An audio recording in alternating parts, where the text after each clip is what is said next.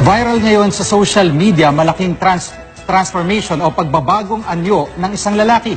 Hinahangaan ng netizens ang kaniyang kwento na nag-ugat daw sa pagiging biktima ng bullying. Narito ang ating Papa Good Vibes.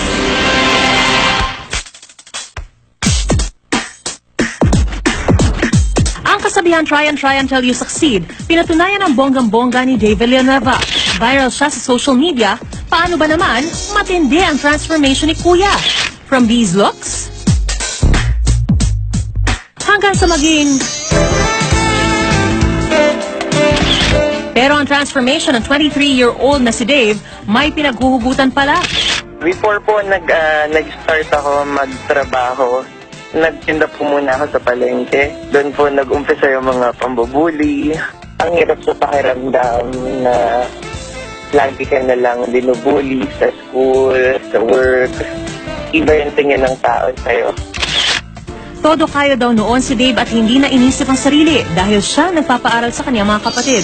Kaya si Dave nagpursige para makamit ang inaasam-asam na transformation. Sinimulan niya sa paggamit ng beauty soap. Nag-enroll sa gym para ma-achieve ang fit na pangangatawan. At naging disiplinado sa lifestyle para maging healthy. Naisip ko mag-enroll sa gym. I started doing my diet then. Tinry ko po baguhin the way I dress myself from head to toe, my lifestyle. Nag-invest po ako sa mga damit. Sa katunayan, meron na nga raw ngayon nag-aalok kay Dave na mag-sponsor para sa kanyang facial sessions. Na-transform din daw ang social status ni Dave sa dami ng na-inspire sa kanya. Natutuwa ako sa ngayon kasi marami kong na-inspire na tao. Kakalipat ko lang din po ng bagong trabaho pero maraming na kaagad nakakilala sa akin. Ang dating binubuli, hindi lang nagpa-wow sa kanyang transformation.